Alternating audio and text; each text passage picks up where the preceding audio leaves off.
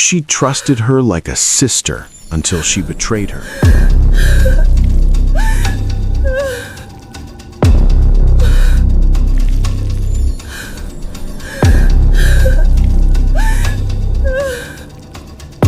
Ada, a young working woman in Lagos, is getting ready for an important office event. Her friend Sandra visits and insists she borrows her designer handbag just for tonight. Ada hesitates, but Sandra pushes until she agrees. That night at the event, people stare strangely at Ada. A woman whispers and walks away quickly after seeing the bag. Ada starts to feel something is terribly wrong. Ada stood in front of her small mirror, adjusting the collar of her cream-colored blouse for the 10th time.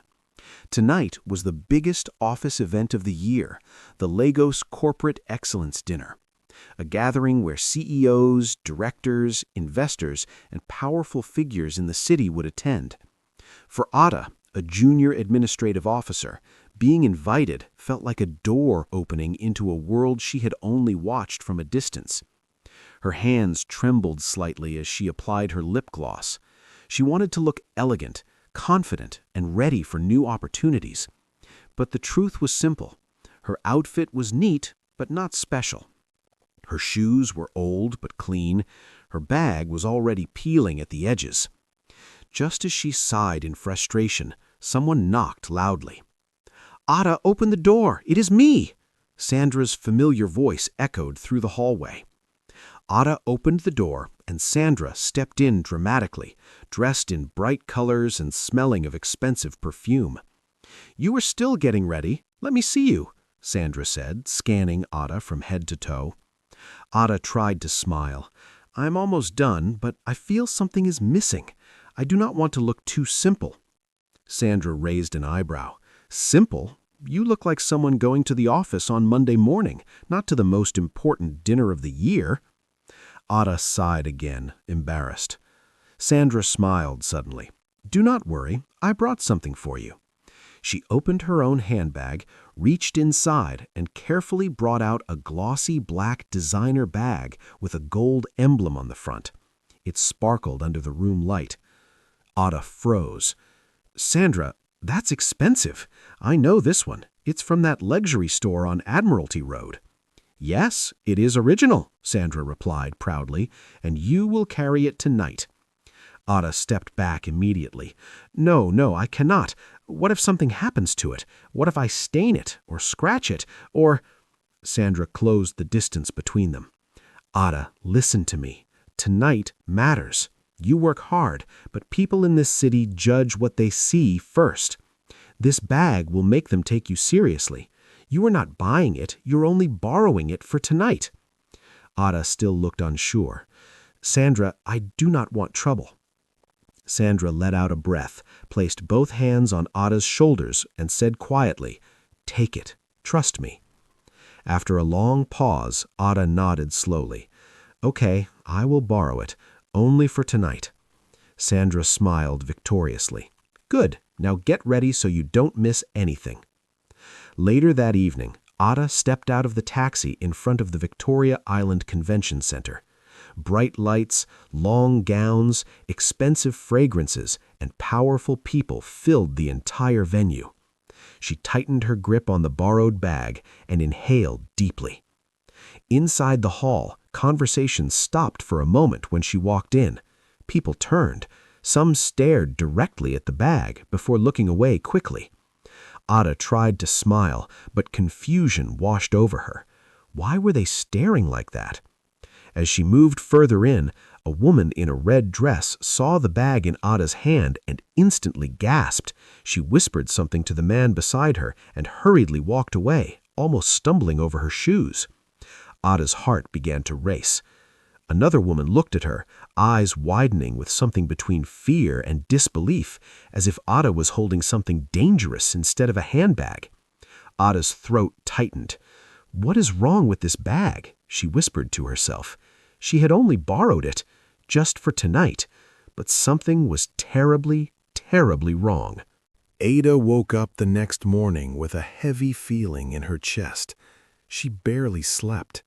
Every time she closed her eyes, the images from the event kept flashing. Those strange stares, the hushed whispers, the woman who ran off after seeing the bag. Ada tried to convince herself that she was overthinking it, but something in her heart refused to rest. She dressed up for work quietly, placed the borrowed bag inside a drawer, and carried her usual purse instead. There was no way she would take the designer bag anywhere again until she understood what was going on.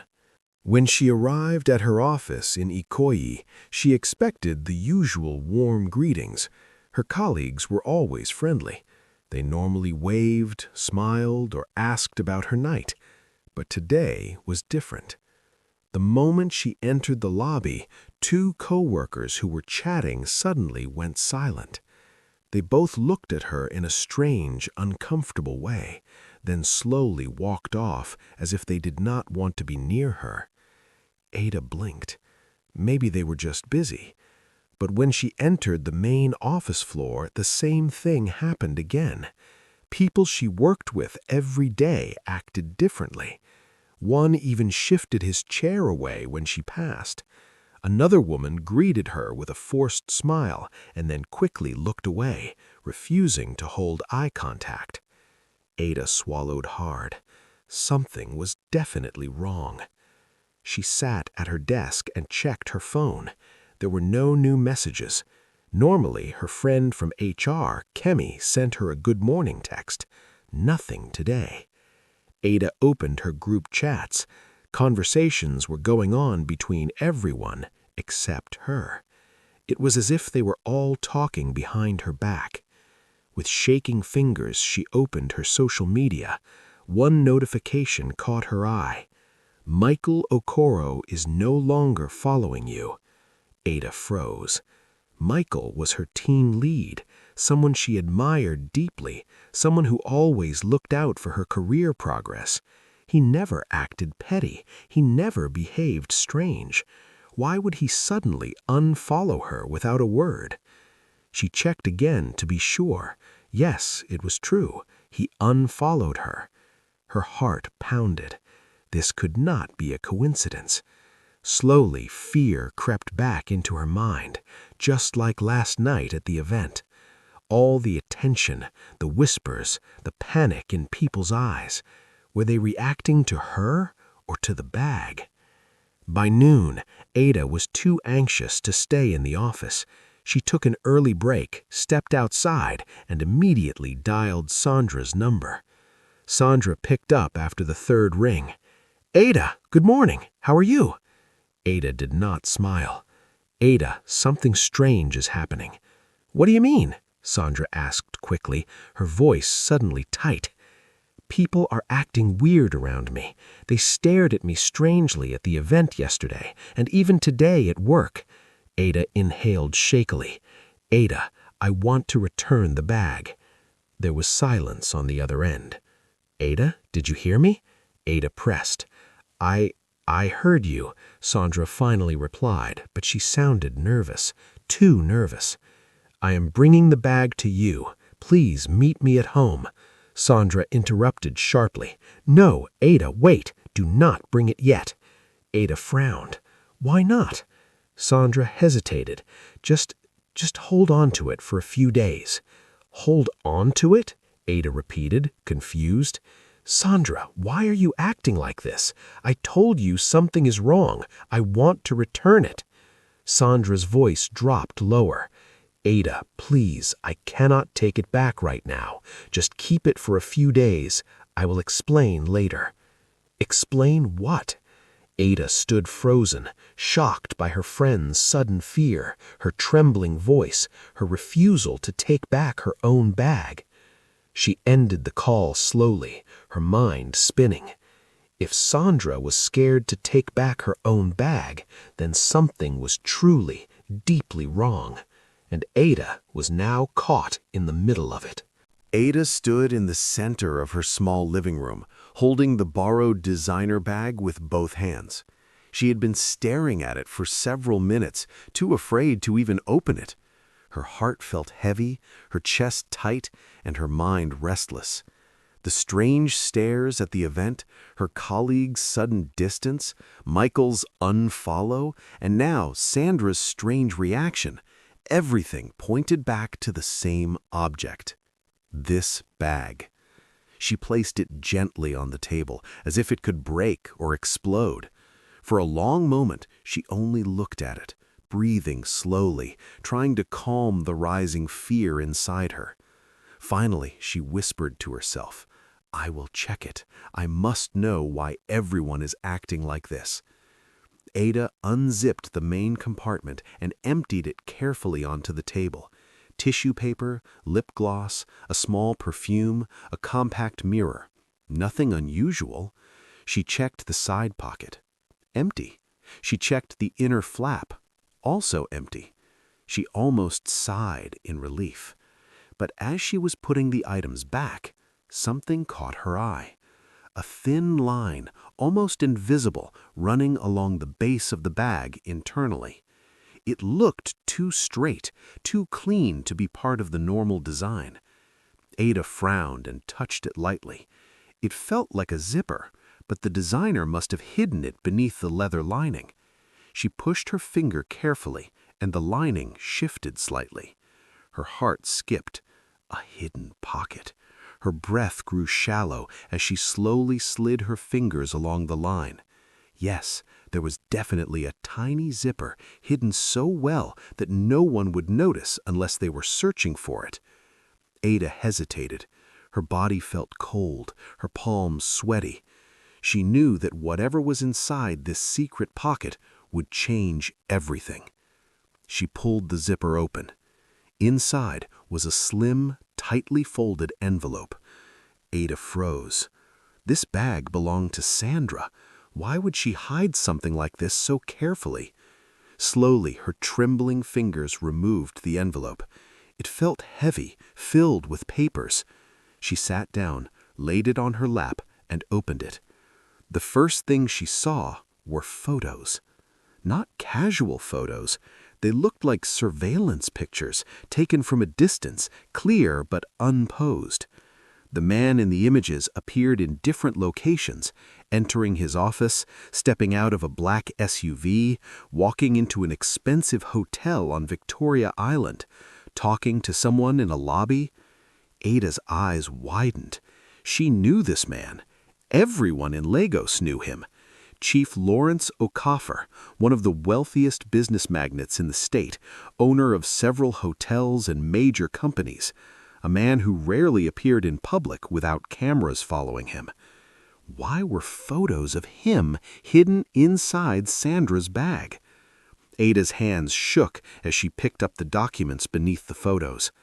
Legal documents, confidential law papers with signatures and seals, letters addressed to Chief Lawrence, hotel receipts showing his private bookings, a printed copy of an email marked confidential with headquarters letterheads. Ada stopped breathing. These were not normal documents. They looked private, protected, important. They belonged to someone powerful, someone who would never want such information lying around. Her vision blurred for a second as fear washed over her. Why were these inside this bag? How did Sandra get them? Why did Sandra insist she must hold on to the bag for a few days? Ada covered her mouth with her shaking hands. This was no longer about a borrowed bag. This was something deeper, something dangerous. She stared at the hidden zipper, the envelope, and the photos spread across her table. "What has Sandra gotten me into?" Ada whispered. Her whole body trembled as one terrifying thought crossed her mind. If these documents were meant to be hidden, then someone might be searching for them, and she was holding them. Ada could not sit still for the rest of the day. The hidden photos, the confidential papers, the image of Chief Lawrence's face staring up at her from the table, everything circled in her mind like a storm. She needed answers, and Sandra was still refusing to take back her bag or explain anything. By evening, Ada made a decision she never thought she would make. She would follow Sandra. She needed to know what her friend was hiding and why she had dragged her into it.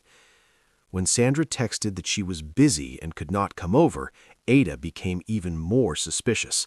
Sandra hardly stayed out late on weekdays. Something was happening, and Ada could feel it. As soon as Sandra left her apartment building, Ada quietly walked out of her own flat and followed at a safe distance. Sandra did not look back once. She walked quickly down the street, crossed to a quieter area, and headed toward an estate gate with tall fences and dim streetlights. Ada kept to the shadows, her heart pounding so loudly she feared Sandra would hear it. After a few minutes, Sandra stopped at the edge of a silent road. A dark car, a black SUV with tinted windows, rolled slowly toward her. The headlights were dim, as if the driver did not want to draw attention. The car stopped beside her with a soft hum. A man in a dark shirt stepped out from the passenger side. He was tall, with a serious face, and no smile at all. Another man remained inside the car, only his silhouette visible. Ada's breath caught in her throat. This did not look like an ordinary meeting. From where she hid behind a concrete wall, she watched Sandra nervously tuck her hair behind her ear and reach into her tote bag. When she pulled something out, Ada's entire body stiffened. It was a bag. A glossy, black designer bag. It looked exactly like the one Ada borrowed. Ada's fingers tightened around the wall. Was Sandra carrying two identical designer bags? Why? For what purpose? Sandra handed the bag to the man outside the SUV. He opened it briefly, checked inside, and nodded. The second man in the car leaned forward and asked something Ada couldn't hear clearly. His voice was low, but the tone was sharp, almost impatient. Sandra stopped looking around quickly, as if afraid someone might be watching. Ada pressed herself deeper into the shadows. Then Sandra said something that made Ada's heart stop. She has no idea what she is holding. Ada's mouth fell open. Her breath disappeared. She? Who? It could only be her. Sandra continued speaking in a trembling voice. Just give me a little more time. She does not suspect anything yet. The man scoffed. She better not. We cannot afford mistakes. Sandra swallowed hard. I know. I promise everything will be ready soon. The men exchanged a look Ada could not understand, a mixture of annoyance and concern. The first man got back into the SUV. The car did not speed away. It rolled back slowly, quietly, disappearing into the dark street as if it had never been there. Sandra stood alone for a few seconds, breathing heavily, rubbing her forehead with her hands. Then she walked quickly in the opposite direction from Ada's hiding place. Ada did not follow her anymore. She slowly backed away from the wall, her entire body shaking. She tried to steady her breath, but failed. The words echoed loudly in her mind, refusing to fade. She has no idea what she is holding. Ada pressed her hands against her chest, trying to calm her racing heart. Sandra was hiding something dangerous, and Ada was right in the center of it. Whatever this bag truly was, it was no innocent borrow. It was a trap. Ada waited for Sandra inside her living room, pacing from corner to corner. Her mind replayed everything she witnessed: the dark SUV, the two men, the identical bag, and Sandra's trembling voice saying she has no idea what she is holding. Ada felt betrayed, afraid, confused, but most of all, angry. By the time Sandra knocked on her door that evening, Ada's heart was beating fast, not from fear alone, but from the need to get the truth. Sandra walked in with a forced smile. Ada, you sounded stressed on the phone. What happened? Why did you want me to come so urgently? Ada closed the door behind her and faced her friend. We need to talk. Sandra's smile faded a little. Okay, talk. Ada took a deep breath. Sandra, what is inside that bag you gave me? Sandra blinked. She looked away immediately. Ada, not this again. Ada stepped closer. I mean it. I know you hid something. I found the hidden pocket. I saw the envelope. I saw the documents. Sandra froze. Ada's voice shook with emotion. Why would you give me a bag that contains confidential papers of Chief Lawrence Okafor? Why were you meeting two men late at night, and why were they holding the same bag? Sandra slowly turned back to her, her face tightening. You followed me? Ada did not look away. I did, because you refused to tell me the truth. Sandra's expression changed instantly, from shock to anger. Ada, what is wrong with you? Why are you behaving like this? Because I am in danger, and you know it, Ada cried. People are avoiding me, my boss unfollowed me, everyone stared at me strangely at the event. Sandra, what have you put me inside? Sandra's chest rose and fell quickly.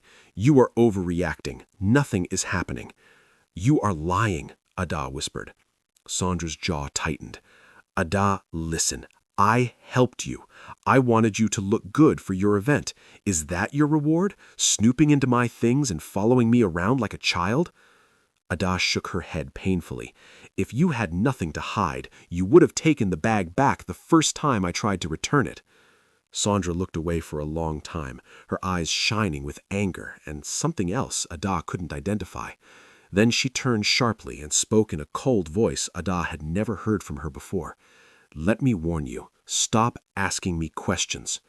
Ada stared, stunned. Sandra continued, her voice trembling with rage. If you keep pushing this, I will end this friendship. I mean it, Ada. Those words hit Ada harder than she expected. Her throat tightened. Sandra, I am your friend. I only want the truth. Sandra grabbed her own bag and stepped back. No, what you want is trouble, and I do not have time for your paranoia. Ada felt her chest sink. So you truly will not tell me anything? Sandra hesitated at the door, her hand on the handle. She didn't turn around when she spoke again. Drop it, Ada. Drop everything, or we're done. Then she walked out and slammed the door behind her. The silence that followed was heavy, crushing, almost suffocating. Ada sank into the nearest chair, her hands shaking. She finally understood the truth she had been trying to avoid. Sandra would not help her. Sandra would not protect her. Sandra had chosen something or someone else. Ada wiped her eyes slowly. She was alone in this.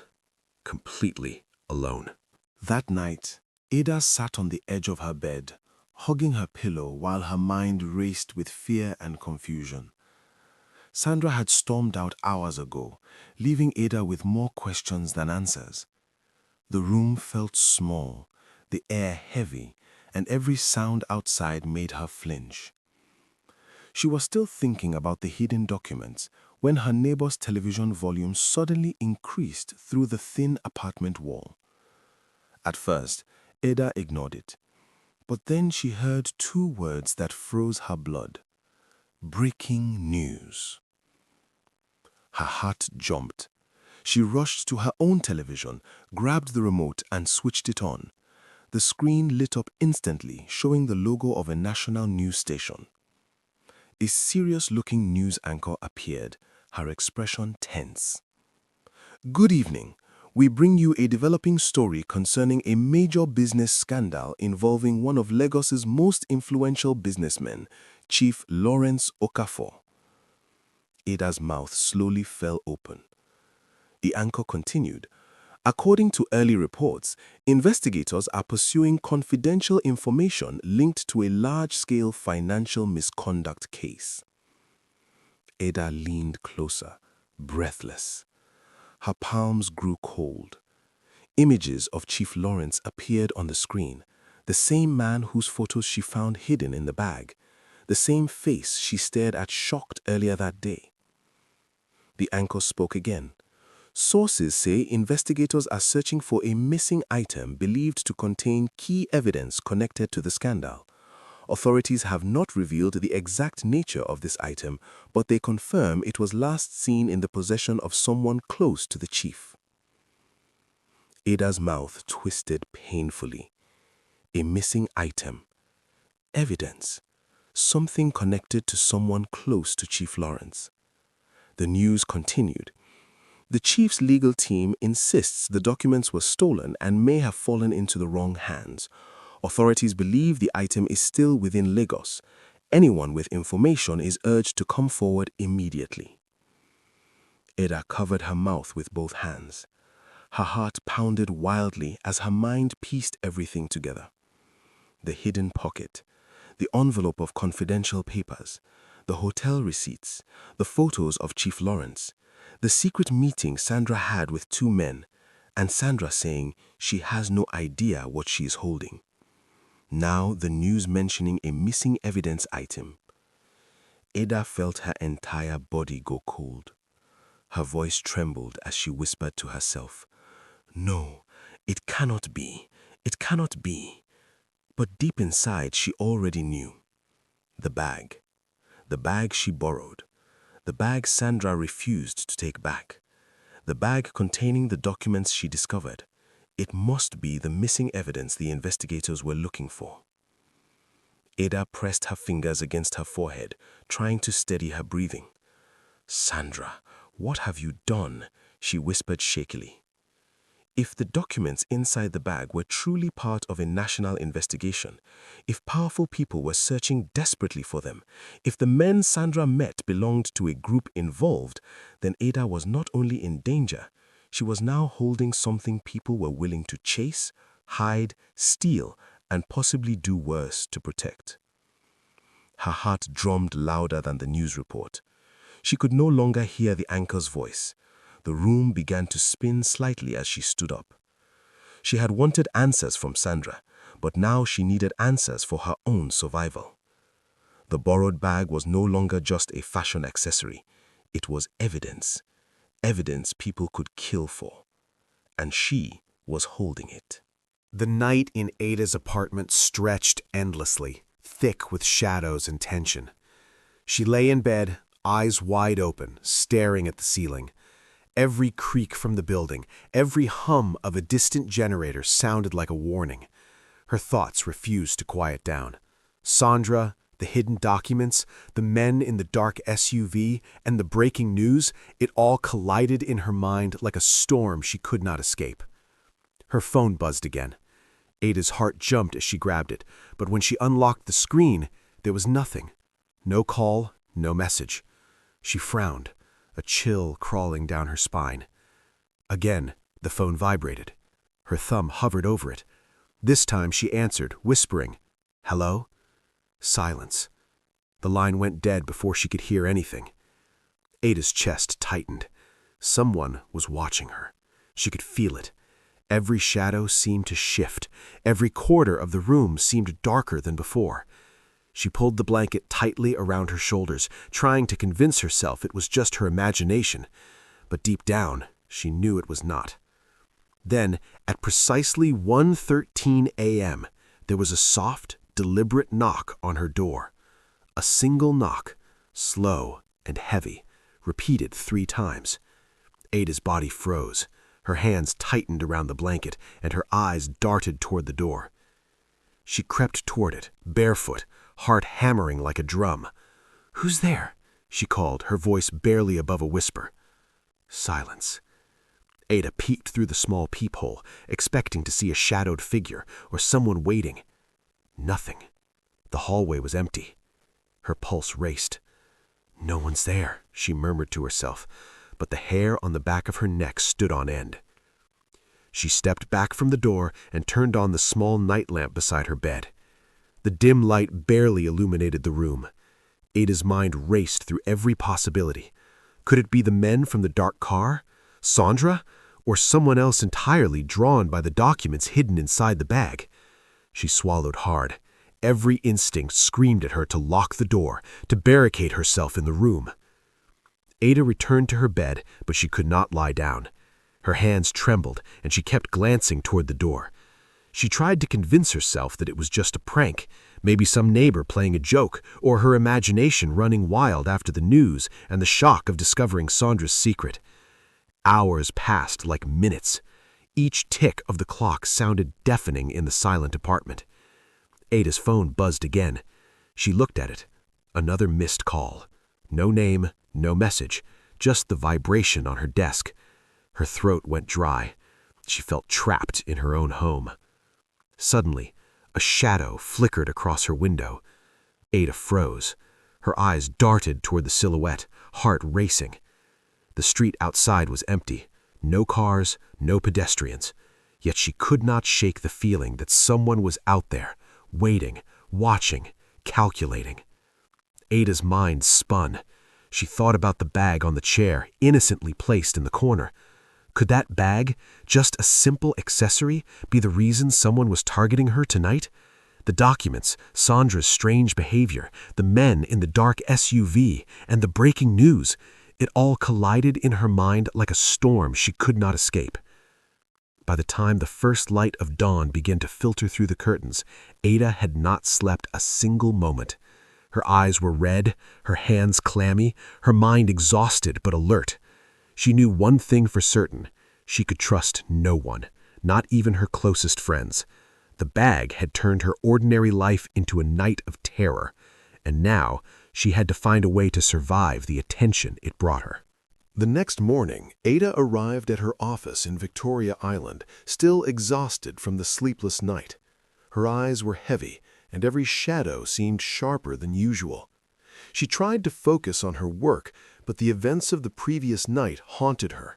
The mysterious vibrations, the knock on the door, the shadow outside her window. As she settled at her desk, her phone buzzed once more. She ignored it, too nervous to answer. Then the receptionist appeared at her cubicle, her expression pale, her voice trembling. "Miss Ada, there are 2 men here asking for you," the receptionist said, glancing nervously toward the entrance. They look very formal, like they mean business." Ada's stomach dropped. Her heart began to race. She forced a smile, trying to calm her shaking hands. "Formal men? Who do they say they are?" "They didn't give their names, just that they're here to speak with you directly," the receptionist replied, voice barely above a whisper. I think you should be careful." Ada's mind spun. The documents, the bag, Sandra, everything clicked into place. These men must know about the bag, and they must be looking for her. She took a deep breath and quietly stood up. Her office was on the 5th floor, but the elevators were in plain view of the entrance. She could not risk being seen. She remembered the small fire exit at the back of the building, a narrow, almost forgotten stairwell used only by maintenance staff. Ada moved silently, stepping over her colleagues' scattered files, pretending to be on a call. Yes, I'll handle it," she muttered, her hands trembling but her voice calm.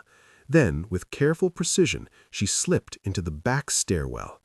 The smell of dust and old paint filled her nose as she descended quickly, her footsteps echoing softly against the concrete. Once she reached the ground floor, she pushed open the emergency exit door and slipped out into the alley behind the building. The early Lagos streets were slowly coming to life, vendors setting up their carts, cars honking in traffic, pedestrians walking with purpose. Ada merged into the bustling Lagos streets, heart pounding, mind sharp, and ready to face whatever came next. Ada returned to her small apartment in Lekki, her body trembling with exhaustion and fear. The streets behind her had been chaotic, but the city's noise faded into a quiet hum as soon as she closed her door. She locked it twice, then once more, pressing her back against it, trying to calm the rapid beating of her heart. The borrowed bag sat on her dining table, looking harmless, almost elegant. But Ada knew it carried a hidden danger, a secret she was only beginning to uncover. After the terrifying events at work, she could no longer treat the bag as just a designer accessory. Every encounter, every strange knock, every shadowed glance made her understand something inside that bag was more powerful than she could imagine. With shaking hands, Ada opened the bag again. She had already found the hidden zipper before, But this time she pressed deeper into the inner lining, feeling along the seams as if the fabric itself might reveal its secrets. Her fingers brushed against a small taped object tucked away in a corner of the bag. Her breath caught. It was a flash drive. Small, black, and ordinary at first glance, but Ada knew it was important. She carefully removed the tape and held it between her fingers. Her mind raced. Could this be the piece that explained everything? She grabbed her laptop from the side table and connected the flash drive, her hands trembling so much she had to hold her breath. The screen lit up and files appeared.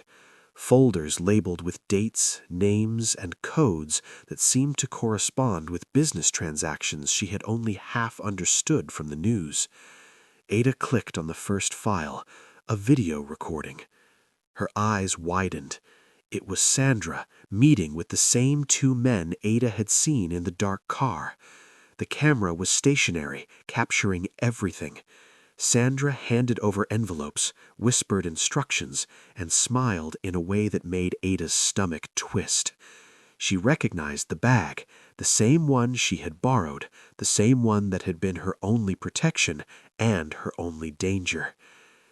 Ada clicked through the files faster now, her fingers shaking, heart pounding. There were messages, written and typed, linking Sandra directly to the man involved in the Lagos business scandal.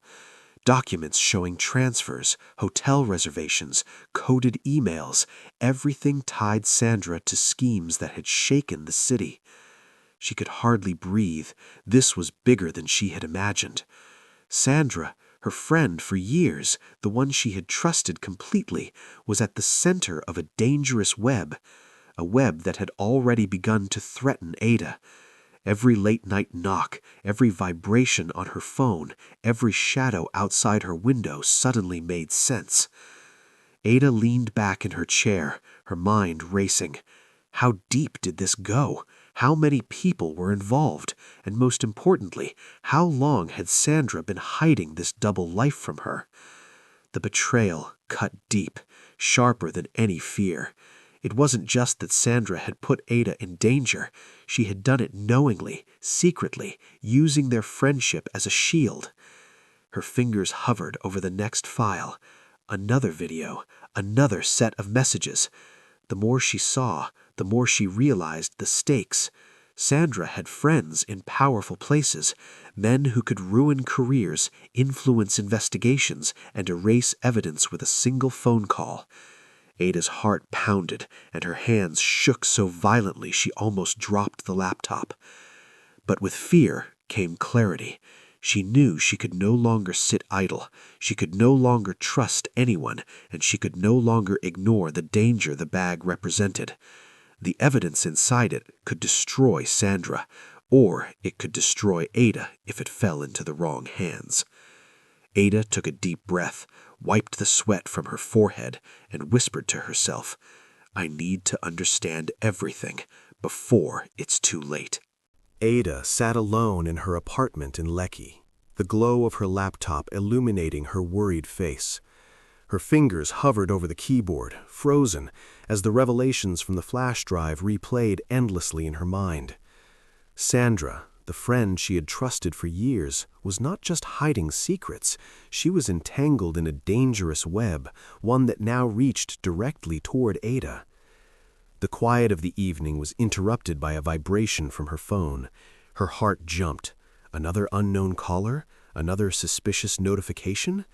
Ada hesitated, then picked it up. A single message flashed across the screen. "Return what you found. You are in danger. Sandra cannot protect you." Ada's hands shook violently as she read it again. She stared at the screen, trying to make sense of the words. The warning was clear. Someone, somewhere, was watching. Someone knew about the bag, about the flash drive, and most frighteningly, about her. Her mind raced. Who could have sent this? Was it one of Sandra's associates warning her to stay away? Or someone entirely unrelated, a stranger with their own motives? Every possibility seemed darker than the last. Ada's eyes darted to the bag sitting on the dining table. She had only taken it out of curiosity, thinking it was harmless, borrowed for a night of elegance. Now it had become a magnet for danger. Every time she looked at it, the sense of betrayal and fear grew. She had been drawn into a world she did not understand, a world where friends could betray and shadows could reach further than one could imagine.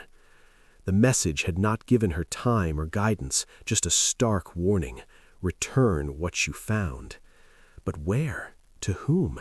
And could she trust anyone, even Sandra, who had orchestrated so much of the chaos? Ada's hands shook as she set the phone down. She tried to calm her racing thoughts. She needed a plan. First, she had to understand exactly what she was holding and what it could do if it fell into the wrong hands. She opened the bag again, carefully examining the hidden lining, the flash drive, the small compartments. Every item seemed heavier now, weighted with danger and deceit. Her mind replayed Sandra's behavior over the past weeks, the nervous glances, the insistence that Ada keep the bag just for a few days, the secret meetings Ada had seen from afar. Everything made sense now. Sandra had known. She had known that Ada might find the hidden items and had decided to test her, or perhaps to use her as a pawn. Ada's chest tightened as panic tried to take over, but she forced herself to breathe deeply. She could not act recklessly. She could not let fear dictate her next move. She needed information, allies, and a safe way to return the flash drive if necessary. Her phone vibrated again. Another message? She jumped and grabbed it, but this time it was just a notification from social media, nothing threatening. The relief was brief, and the fear returned afterward. Whoever had sent that first message could be watching still, waiting, calculating. Ada pressed her back against the chair, hands trembling on her lap. "Who are you?" she whispered into the empty room. "Who's trying to warn me? And how do you know what Sandra cannot?" The room was silent, except for the hum of her laptop and the faint sounds of Lagos streets outside. Ada realized with a sinking feeling that the danger was closer than she had ever imagined. The bag was no longer just a borrowed item. It was a key, a trigger, a weapon in someone else's hands. Her mind, however, was made up. She would not be passive. Whoever had sent the message was right about one thing. She was in danger, but she would face it, piece by piece. She would uncover every secret, every connection, every hidden threat. Ada stared at the phone again, the message still glowing on the screen. Her hands still shook, but her mind began to sharpen. Fear had entered her life, but determination was beginning to root. Whoever was watching, whoever sent this warning, Ada knew one thing clearly. She would not run blindly into the dark. She would survive. Ada did not sleep. She sat in the darkness of her small Lekki apartment as the message from the unknown number replayed in her mind again and again. Her chest tightened each time she thought of the words, "You are in danger." By 5:12 a.m., she had made her decision. She needed to leave the apartment. Quietly, without warning, without telling Sandra, without telling anyone who might accidentally reveal her location.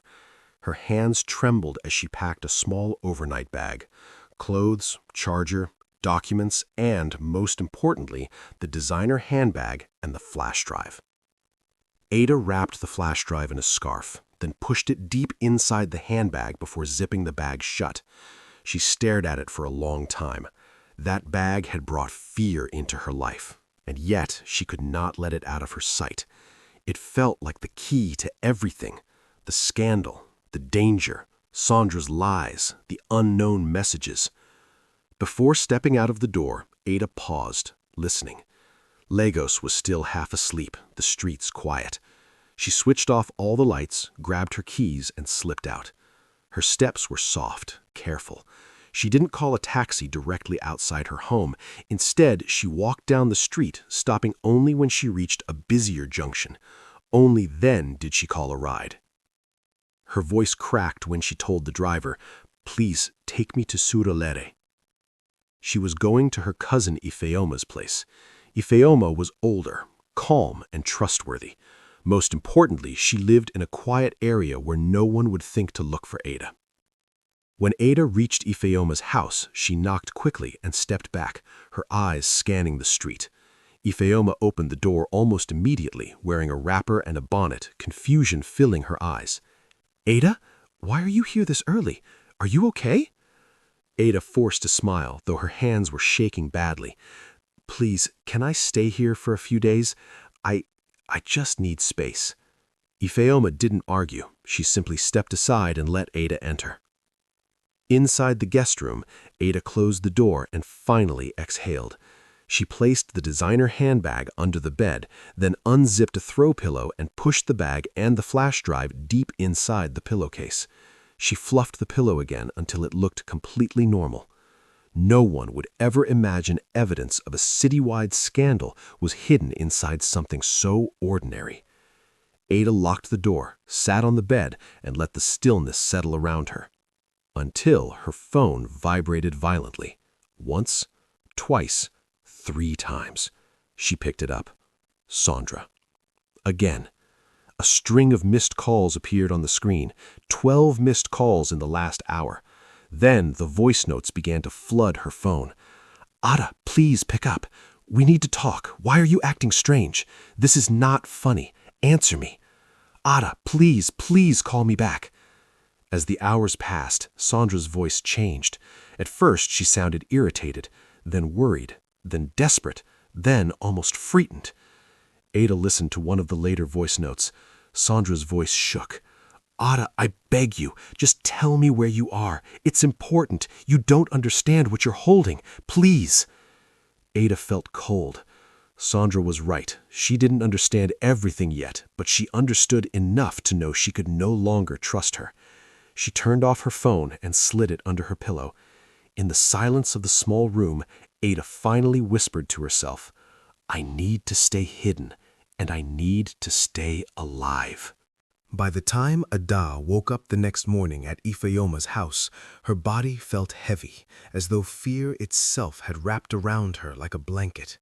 She reached for her phone, turned it on, and watched it explode with notifications, calls, messages, voice notes, all from Sansa. But Ada did not open any of them. She simply slid the phone into her bag and went quiet. She needed to think. She needed time, and most of all, she needed distance from Sandra. But Sandra was already steps ahead.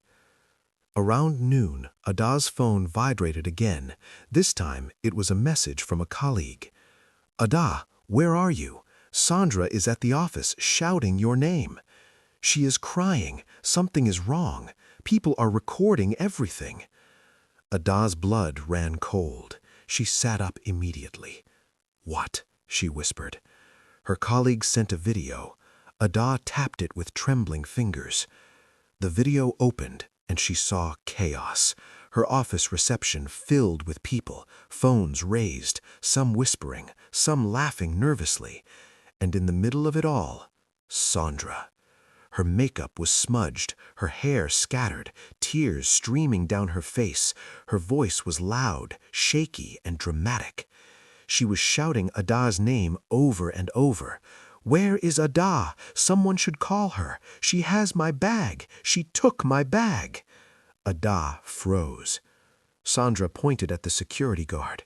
"She stole my bag, that expensive designer bag I bought with my money. She is hiding from me. She betrayed me." Ada's hand covered her mouth. Her heart hammered in her chest as she watched Sandra perform in front of everyone, crying, kneeling, shaking her hands in the air. Sandra looked nothing like the calm, confident woman Ada once knew. This Sandra looked desperate, unhinged, terrified. The crowd watched with mixed reactions. Some were shocked, some whispered, some recorded everything with excitement, already thinking of posting it online. Ada's colleague sent another message. "People are starting to believe her. She's saying you ran away with the bag.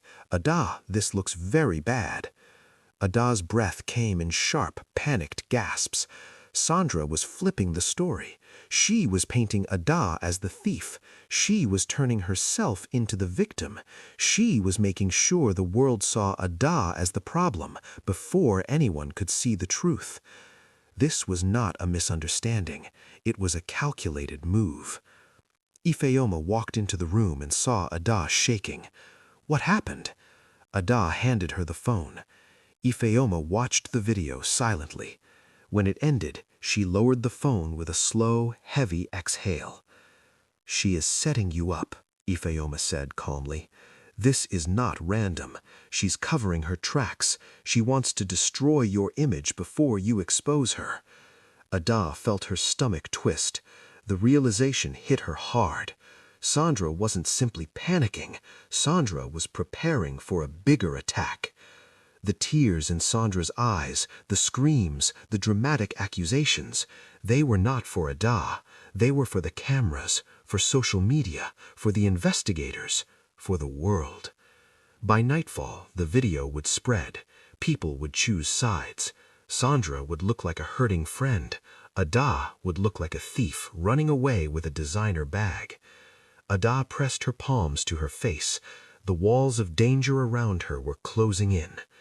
"Sandra is trying to destroy me," she whispered. "She wants the world to believe her first, before the truth comes out." Ifeoma placed a steady hand on her shoulder. "Then you must be smarter, Ada, much smarter, because this is only the beginning." Ada needed fresh air. After hours of hiding inside Ifeoma's house, the walls felt too close, the silence too heavy. Ifeoma was at work, and Ada promised she would only step out for 10 minutes to buy groceries at the small supermarket down the road. She wore a simple hoodie, kept her head low, and avoided eye contact with anyone. Lagos was busy as usual, cars honking, people rushing, children laughing, but Ada felt detached from all of it. Every sound made her jump. Every passing figure made her heart beat faster. Inside the supermarket, Ada moved quickly. Bread, water, soap. She tried to calm her mind, but memories of Sandra screaming at her workplace kept replaying. "She stole my bag!" Those lies could destroy everything. Ada picked up the last item on her list and headed toward the cashier. Her phone buzzed. She froze. Unknown number. Again. She turned the phone face down and stepped into the sunlight outside the store. And that was when she saw them. The same two men Sandra had met in the dark car, the same men who came to her office looking for her, the same men from the video files on the flash drive. Her entire body went stiff. They were standing near a parked silver car, scanning the crowd. One of them turned his head and locked eyes with her. "Ada!" he shouted. "Stop there!" Ada dropped her grocery bag and ran. She didn't think, she didn't look back, she just ran. Her legs were shaking, her breath shallow, her heart pounding so loudly she could hear it in her ears.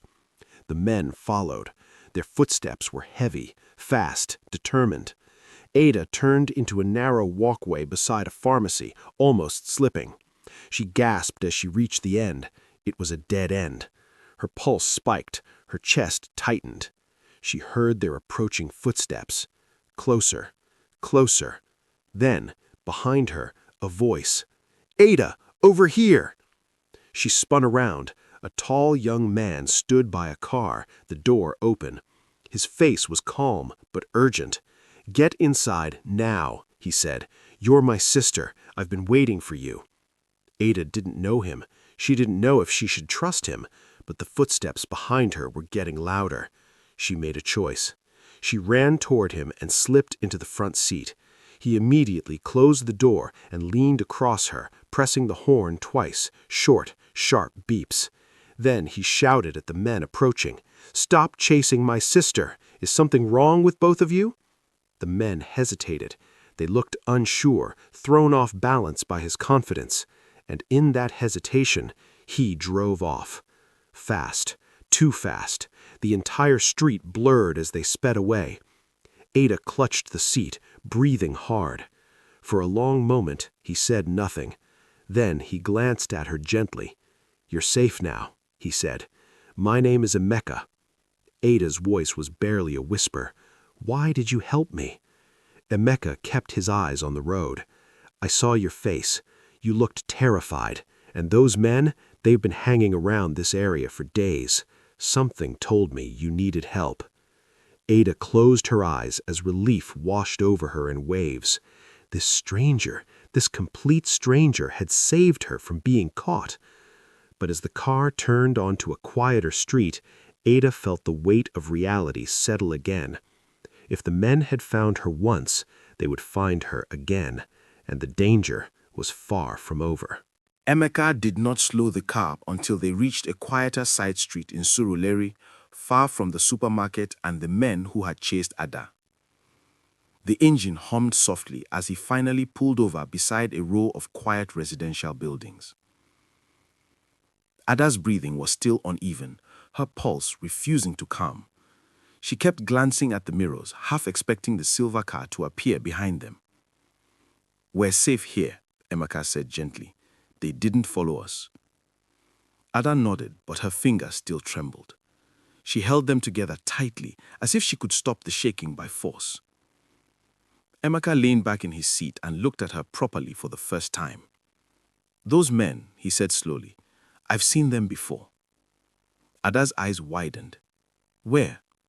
"In different parts of Lagos, sometimes on the island, sometimes in Ikeja, sometimes in front of hotels where politicians usually meet." His voice lowered. "They don't move like regular bodyguards or drivers.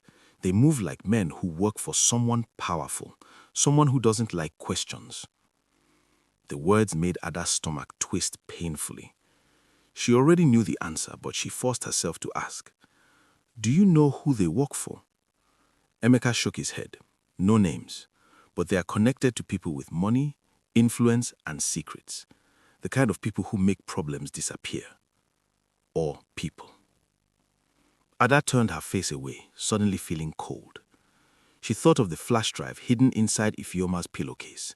She thought of the handwritten documents she found in the hidden pocket of the bag. She thought of Sandra meeting those exact men in a dark car. The puzzle pieces were forming a terrifying picture. Emeka studied her expression.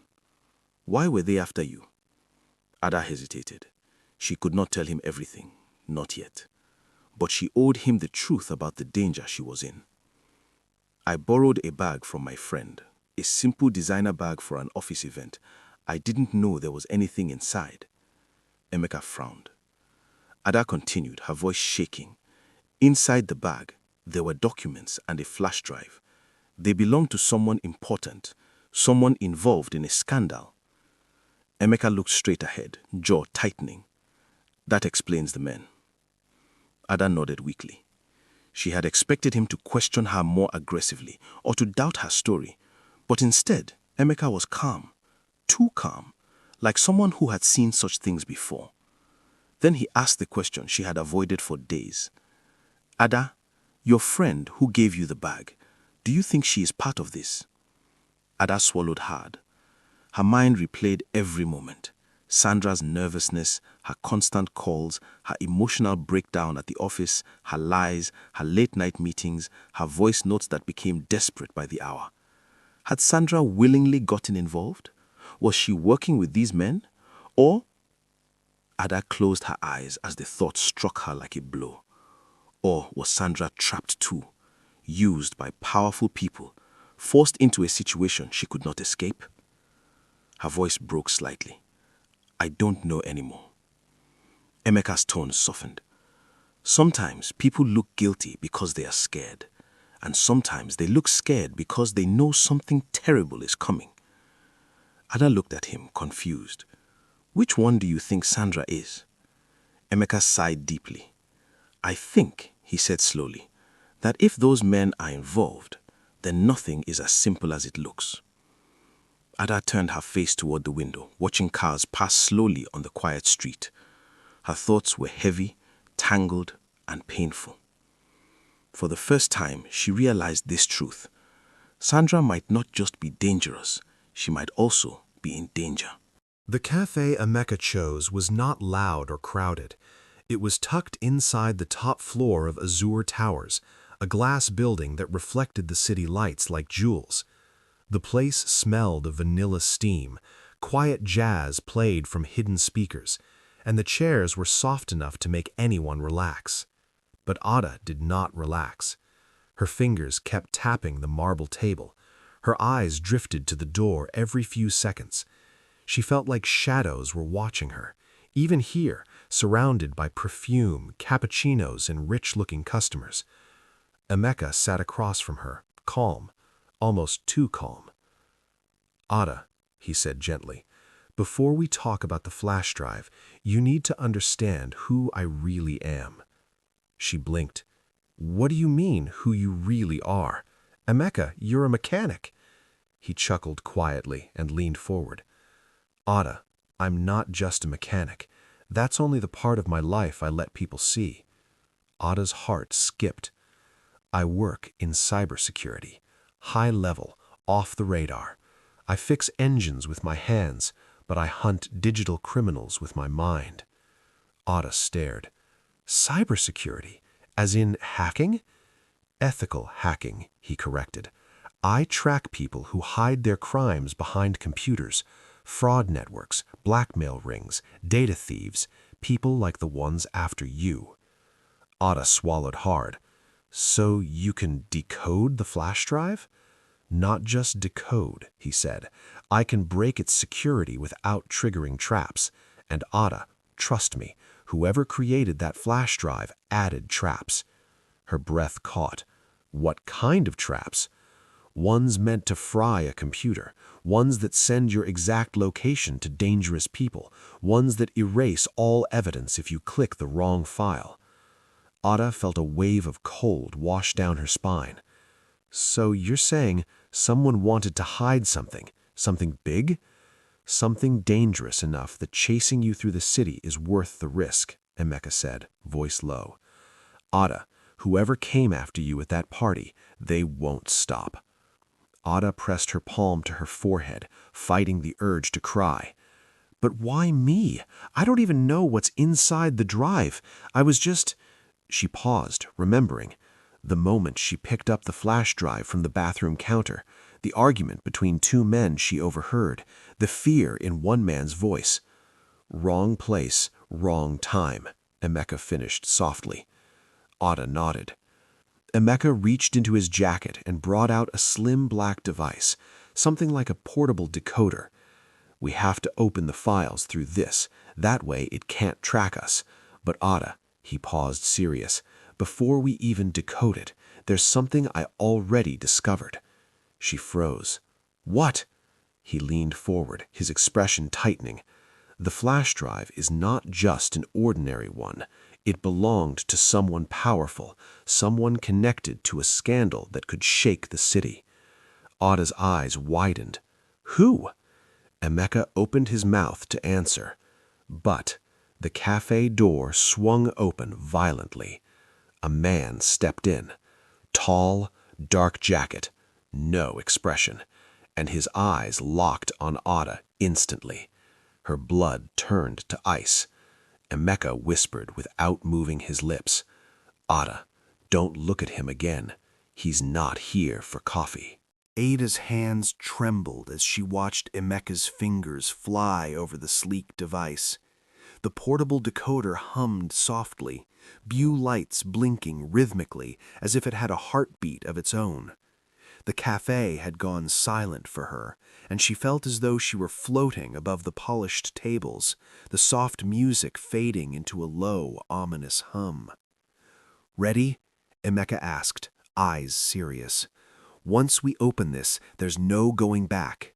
Every file, every video, every document, it will all be exposed." Ada swallowed hard. She'd imagined the flash drive would only contain vague proof of Sandra's lies, maybe some receipts, messages, but she was wrong. She pressed her hand lightly on the table, trying to steady herself. "I'm ready," she said, voice barely a whisper. Emeka nodded and connected the device to his laptop. A few seconds later, a list of folders appeared on the screen.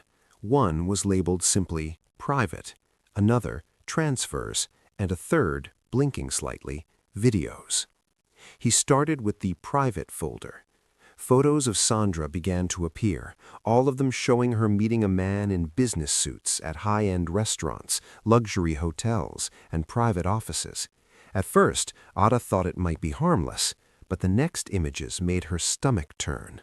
Documents showing wire transfers, legal contracts, even hotel receipts with names she recognized, the wealthy board members of one of Lagos's largest companies. Is she blackmailing him? Ada asked, breath catching. Emeka shook his head. Not exactly. Look closer. He clicked into the videos folder. A recording played of Sandra sitting at a marble desk, handing over stacks of papers to the same man. She smiled nervously as he accepted them, whispering something inaudible. Ada watched, heart pounding. Sandra wasn't aware of the cameras, but the footage made it clear. The bag she had lent Ada had been a courier for highly sensitive documents. She used it to hide information for him, Emeka said quietly. Documents he could never risk carrying himself. Contracts, emails, transaction records, all in that handbag. And Ada, he paused, letting the weight of the words sink in. Ada's eyes widened. So, he set me up? Yes. Emeka's fingers hovered over the keyboard, scrolling through more files. When something went wrong in his network, he needed someone to blame, and Sandra, panicked, afraid, she chose the first person who touched the bag. That was you. Ada felt as though the floor had disappeared beneath her. The trembling in her hands turned into a chill that ran down her spine. So, everything? All this danger, all the men chasing me, the threats, it's because of Sandra's secret? Yes, Emeka confirmed, voice steady but grave. She didn't intend to harm you, but the man, he is powerful and desperate. He needed a scapegoat, and she handed him one. Ada stared at the screen, the photos of Sandra and the mysterious man, the hotel bills, the contracts, the video recordings, all forming a puzzle she could barely process. Her chest tightened, and for the first time, tears burned at the corners of her eyes, not just from fear, but from betrayal, shock, and confusion. And the flash drive? It was tracking me? Yes, whoever put the files together also embedded a tracker. That's why you were followed, why the men were always near. They wanted to make sure the bag and the evidence never left your possession. Ada leaned back, pressing her palms against her temples. So, I'm the one in the middle of all this. Not Sandra, not the man, me. Emeka reached across the table and placed a hand over hers. Not entirely. You're in the middle, but now you also have the choice. You can fight, protect yourself, and expose them, or you can hide, but hiding only delays what's coming. Ada's mind raced. She thought of the sleepless nights, the shadowy men, the anonymous messages, Sandra's lies. The realization hit her. She had been used, manipulated, and dragged into a world she had never imagined existed, a world of power, money, and danger lurking behind the polished doors of Lagos skyscrapers. Her voice was barely audible. We have to expose this. We have to make it right. Emeka nodded. We will, but first, he looked around, lowering his voice. We need to be careful. They are already watching. One wrong move, and this cafe, this city, even your apartment could become a trap. Ada's chest tightened, but for the first time since the nightmare began, she felt a spark of control. She was no longer just a victim. She had the evidence, she had Emeka, and slowly, carefully, she would reclaim her life. But just as she began to breathe a little easier, a sudden vibration on Emeka's laptop made both of them freeze. A new notification appeared on the screen, one line of text from an unknown source. Stop now, or the next time we will not fail. Ada's heart pounded. She looked at Emeka. They know we have it, he whispered. Outside, the city lights of Lagos twinkled like a million eyes, watching, waiting, and Ada understood this was only the beginning. Ada sat in Emeka's car, gripping the steering wheel tightly even though the engine was off. Her chest felt heavy, like a storm had settled inside her. She stared blankly out of the windshield at the busy Lagos streetlights, the bustling night carrying on as though her life had not been turned upside down in the last few days. Her thoughts kept returning to Sandra. Every memory, every shared secret, every laugh now felt like a knife twisting inside her chest. She remembered the afternoons they spent together in Ada's small Ikoyi apartment, cooking jollof rice and beans, sharing stories about their childhood dreams. She remembered the late nights when Sandra had cried about love gone wrong and Ada had held her shoulder, promising that things would get better. They had shared beds during storms, whispered about their futures, and made promises under the shade of palm trees in Victoria Island. And now, all of that seemed like a carefully scripted lie. The bag, the designer handbag that Ada had borrowed just for tonight, it wasn't a gift, it wasn't generosity. It had been the starting point of a trap. Ada's mind raced as she replayed every small moment with Sandra, trying to pinpoint when the manipulation had begun. The memory of the night at the office event haunted her most. The moment she had felt eyes on her, the whispers, the strange glances. Sandra had smiled that evening, so charming, so unassuming, as if nothing had happened. But it had all been calculated. Every glance, every subtle instruction had been part of the plan.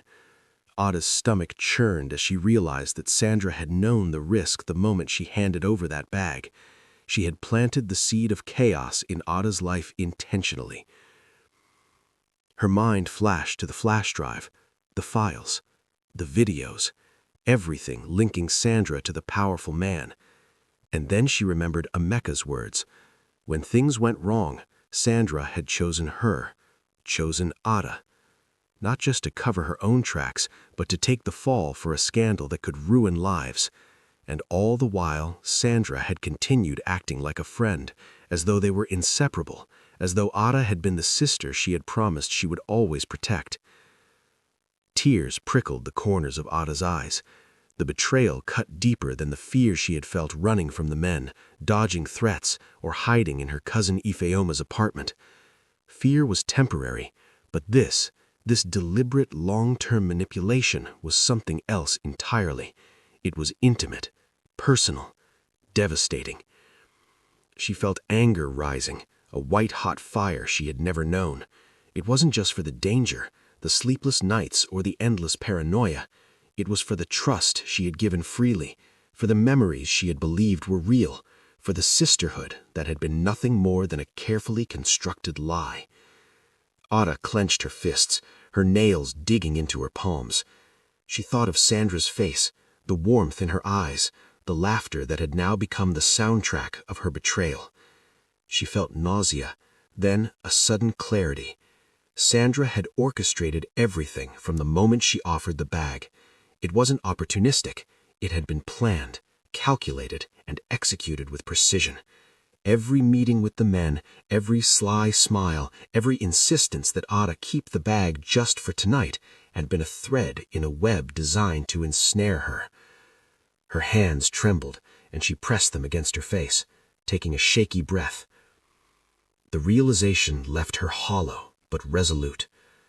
She could no longer see Sandra as her friend, no longer hear her voice without thinking of deceit, no longer trust a smile that once felt like home. Emeka noticed the silence, the change in her demeanor. Ada, he said gently, I know it's a lot to take in, but right now we have to focus. We need to think about what comes next. Ada nodded slowly, her lips pressed into a thin line. I know, she whispered, but I can't stop thinking about the fact that she planned all of this, that she used everything we shared to trap me.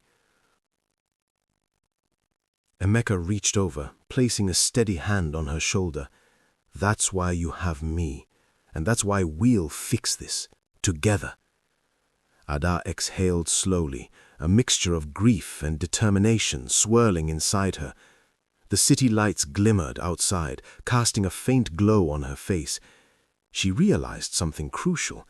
She had survived the threats, avoided the men, and uncovered the truth, but surviving wasn't enough. She needed to reclaim her life, expose the betrayal, and make sure Sandra could no longer manipulate her world. And deep down, Ada knew one thing.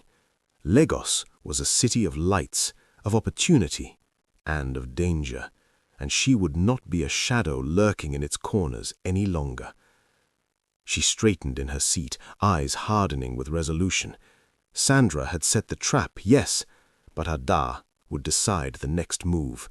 Ada had barely closed her eyes that night when the sound of hurried footsteps outside her apartment made her leap from the bed.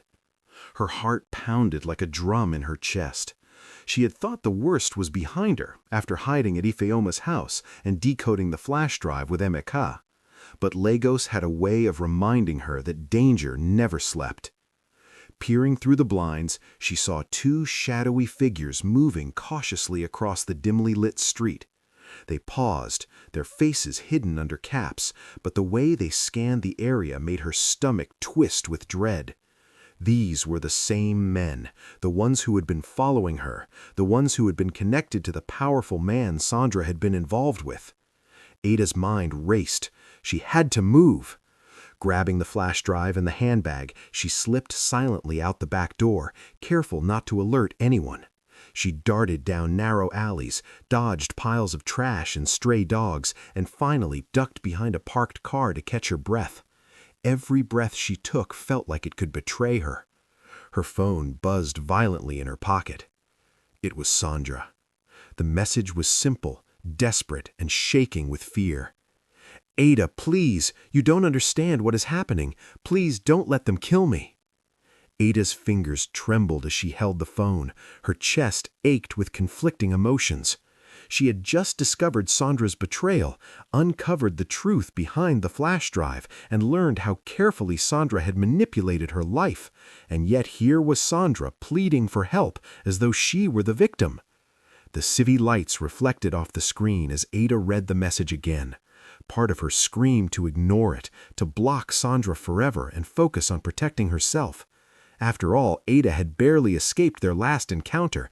Helping Sandra might put her directly in the line of fire again. She thought of the hidden pockets, the mysterious men, the confidential documents, the web of danger Sandra had tangled her in. But another part of her hesitated. Ada remembered the years of friendship, the shared secrets, the countless nights they had comforted each other through heartbreak and loss. Could Sandra really be in danger now? Was she perhaps also trapped by forces bigger than herself? Should Ada ignore someone who had once been so close despite all the betrayal? Her phone buzzed again. Another message, this one more urgent. "I am begging you, Ada. They will kill me if you don't act. I didn't know it would come to this. Please help me." Ada's hands shook. She pressed them against her face, trying to steady her breathing. She knew one wrong move could be fatal. She thought about Emeka and the plan they had started, the knowledge she now had about Sandra's actions, and the men who were ruthless enough to kill over secrets. Yet staring at Sandra's messages, she felt an uncomfortable twist of loyalty and fear. For hours she paced her small room at Ifeoma's house, trying to weigh the risk. On one hand, helping Sandra could lead to her death. On the other, turning her back could mean letting someone die, someone who had once been as close as a sister. Lagos's night air was thick, humid, and heavy with the noise of cars and distant music, yet inside Ada a storm raged even louder. Finally, she sank onto the couch, her mind made up but her heart heavy. She would not act blindly. Sandra had caused this chaos, yes, but she might also be in real danger now, caught between her own mistakes and forces far beyond her control. Ada needed information, a strategy, and protection. She could not face this alone, and yet she could not ignore the cries of the friend who had once betrayed her. The phone buzzed again. Another message, this time a picture of Sandra, terrified, hands shaking as she held a note in dim lighting. "Please, Ada, you are the only one who can save me." Ada stared at the screen for a long moment. Her jaw tightened and her eyes narrowed. She was standing at a crossroads. Every instinct told her to protect herself. Every memory whispered about the bond they once shared, and every second the men were out there hunting reminded her that hesitation could be deadly. She slid her hand into her bag, feeling the flash drive and the hidden papers. She knew she needed a plan, and quickly. Helping Sandra would not be simple. Every move would be watched. Every mistake could cost her life. Yet, deep down, Ada also knew she could not completely turn away. Somehow, she had to navigate this nightmare, protect herself, and find out the truth about how deep Sandra's involvement went. The night was still, oppressive, and dangerous, but Ada's mind was already racing, piecing together a plan that could save them both, or destroy them entirely. Her eyes hardened. Lagos was unforgiving, but Ada was learning quickly. She could survive this. She would survive this. And if Sandra truly wanted help, she would have to earn it the hard way. The phone buzzed again.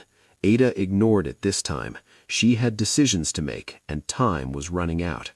The city outside hummed with life, indifferent to the danger that stalked her every step. Ada sat on the edge of the couch, staring at her phone. Her fingers hovered over the screen, hesitant, as a new message arrived. The sender was unknown, just a strange number she had never seen before. The words made her chest tighten. "I know what is happening. I worked with him too. Sandra knows too much. They want both of you silenced. Come alone. I will explain everything." Her pulse raced. Lagos had never felt so big and suffocating. The city lights outside her window shimmered, but tonight they seemed like distant stars, far away from the danger closing in around her. She reread the message 3 times, each reading making her stomach twist tighter. Who could this be? Someone claiming to have worked with the same board member who had dragged Sandra into this mess. Ada felt the weight of the truth pressing down on her. She had thought the danger was limited to Sandra's betrayal and the men who hunted her, but now it seemed the threat was bigger, deeper, and far more organized than she had imagined.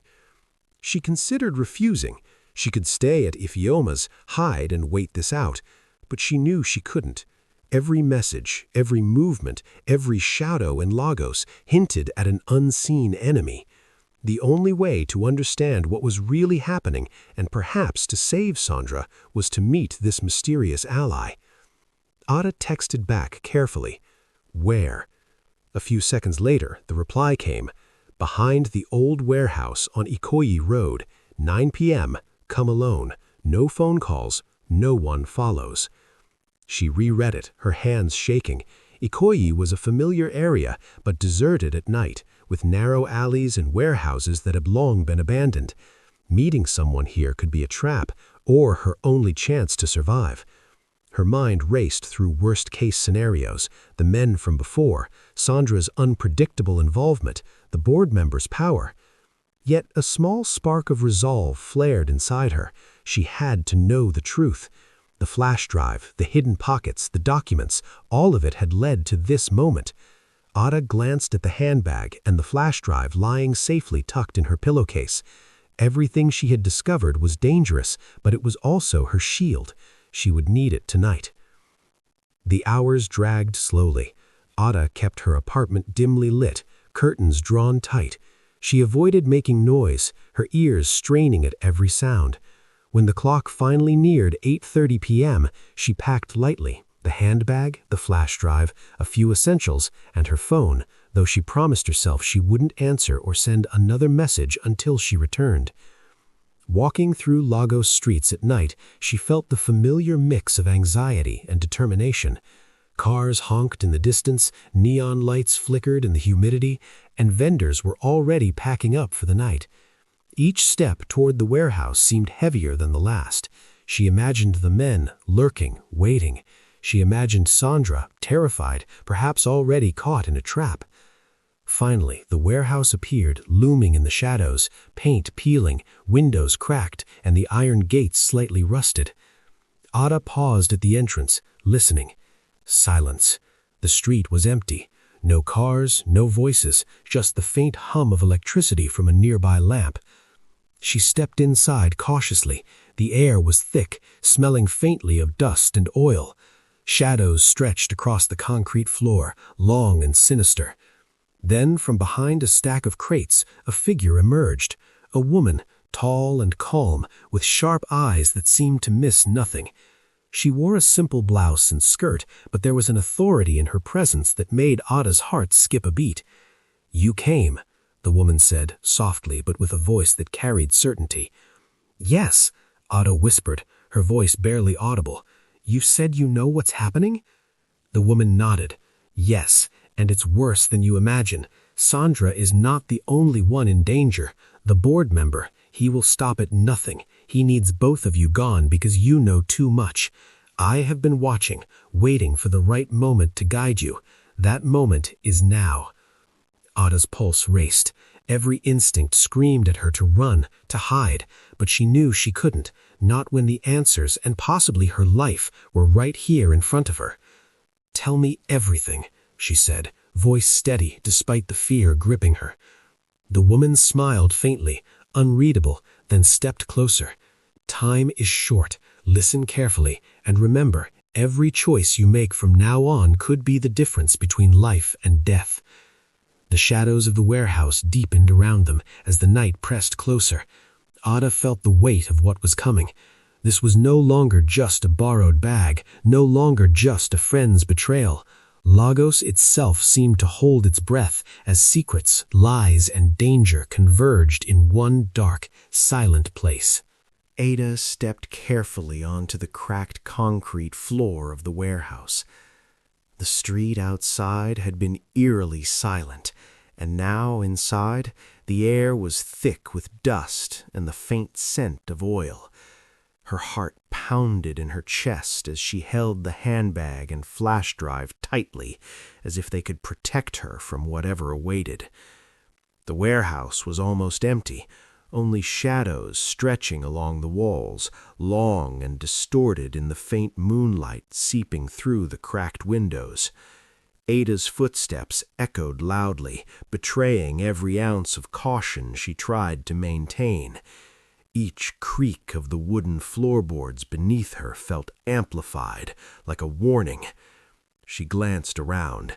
Crates and old pallets were stacked haphazardly, forming dark corners that seemed alive. The quiet was deafening. Too quiet. A slow creak sounded from a large metal door at the far end. Ada froze, her breath catching. The door shifted slightly and then stopped. The sound of footsteps followed, faint at first, then closer. Someone or something was moving inside the building. Her body tensed. Every instinct screamed for her to run, but curiosity, desperation, and the need for answers rooted her to the spot. A soft, deliberate exhale reached her ears, a breath that didn't belong to the empty warehouse. Ada's head snapped around. Shadows twisted across the walls, and she felt the unmistakable sensation of being watched. Then, behind her, she heard it, a quiet, measured breathing, close, too close. Ada's stomach knotted. She could almost feel a presence hovering just behind her, waiting, patient. The hairs on the back of her neck stood on end. She swallowed hard, trying to steady herself. Her fingers trembled as she gripped the handbag, the flash drive burning in her palm. Ada took a cautious step forward. The metal door creaked again. Footsteps echoed across the warehouse floor, moving toward her. Every nerve in her body screamed danger. A shadow detached itself from the far corner, shifting closer, yet still hidden. Ada's heart raced. She could sense someone alive, someone who had been expecting her. A single thought ran through her mind. This wasn't supposed to be easy. The warehouse seemed to hold its breath along with her. Every sound was magnified, the hum of the overhead light, the rustle of the crates, the faint scuff of shoes against the floor. Then she heard it again, breathing right behind her, steady, deliberate. Ada froze completely, every muscle taut with fear. She turned slowly, every instinct warning her not to, but before she could see who or what was there. Tell us where you are watching from and type continue.